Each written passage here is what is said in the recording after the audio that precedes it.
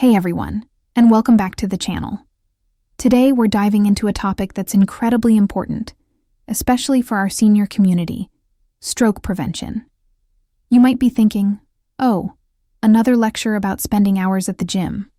But what if I told you that making a significant difference in your health could start with just 40 seconds? Yes, you heard that right. 40 seconds. Stick around, because we're about to uncover the surprising and powerful connection between short bursts of activity and a healthier, stroke-resistant life. Let's start with a common misconception: that preventing a stroke requires a complete life overhaul, filled with grueling, long workouts. While consistent exercise is key, the science is revealing a more flexible and, frankly, more manageable approach. It's not always about the duration, but the intensity and consistency. So, where does this magical 40 seconds come from? Recent studies have been exploring the power of what's called high-intensity interval training, or HIIT. Now, before you get intimidated by the name, let's break it down. We're not talking about flipping tires or sprinting like an Olympian. For seniors, this can be as simple as standing up and sitting down from a sturdy chair as quickly as you can for 40 seconds, or marching in place with high knees. The idea is to elevate your heart rate for a very short period, followed by a rest. Research has shown that even these tiny, intense bursts can significantly enhance cardiovascular fitness, which is a cornerstone of stroke prevention. Think about it. A few 40-second efforts spread throughout your day. It's less time than it takes to brew a cup of tea. Now let's zoom out a bit from those 40-second bursts and look at the bigger picture of weekly activity. The evidence is overwhelming. The American Heart Association recommends at least 150 minutes of moderate intensity activity per week. That breaks down to just 30 minutes 5 days a week. And the payoff is huge. Doing this can reduce your risk of a stroke by a whopping 25%. What counts as moderate activity? It's anything that gets your heart beating a little faster. A brisk walk in the park, a fun dance class, cycling on a stationary bike, or even vigorous gardening. The key is to find something you genuinely enjoy. When you like what you're doing, it stops feeling like a chore and becomes a welcome part of your routine. 30 minutes can fly by when you're listening to your favorite music, a podcast, or chatting with a friend. But what if 150 minutes still sounds like a lot? What if your mobility is limited, or you're recovering from a health issue, maybe even a previous stroke? This is where another fascinating piece of research comes in. Studies have shown that for individuals, post-stroke, frequent, light-intensity activity breaks can have a profound impact. We're talking about simply breaking up long periods of sitting. Every half hour, get up and walk around your living room for a few minutes. Do some gentle stretches.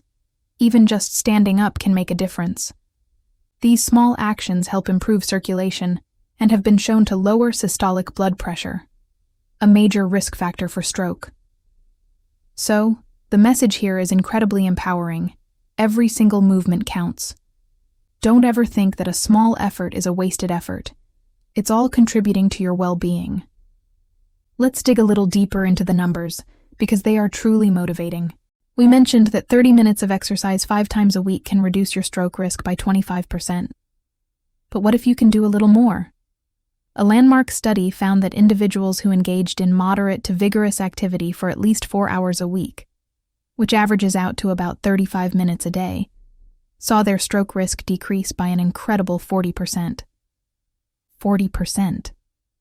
That is a massive reduction, achieved through activities that are accessible to most people. It puts so much power back into our own hands. This isn't about some miracle pill.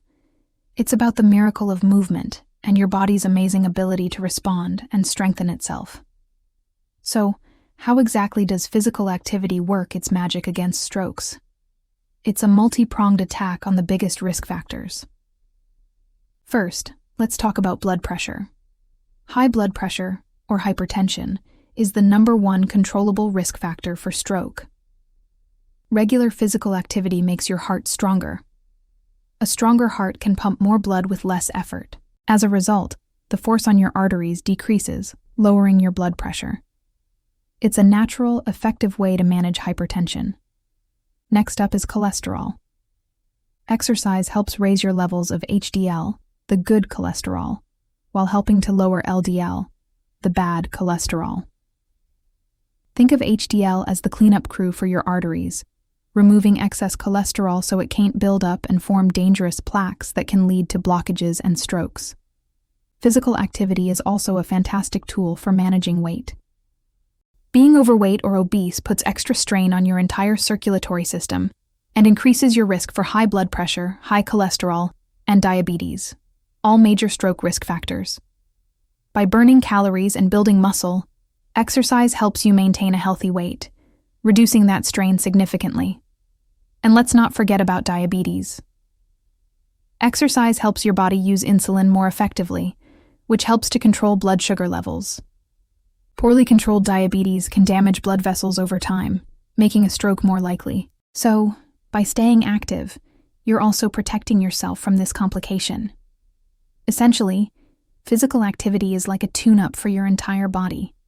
It improves circulation, strengthens your heart, balances your cholesterol, helps control your weight, and regulates your blood sugar. It tackles nearly every major modifiable risk factor for stroke head-on. It's one of the most powerful preventative tools we have, and it's accessible to everyone, regardless of age or current fitness level. So, how can you put all this information into practice? Let's create a simple, actionable plan. First, talk to your doctor. This is always the most important first step, especially if you have pre-existing health conditions.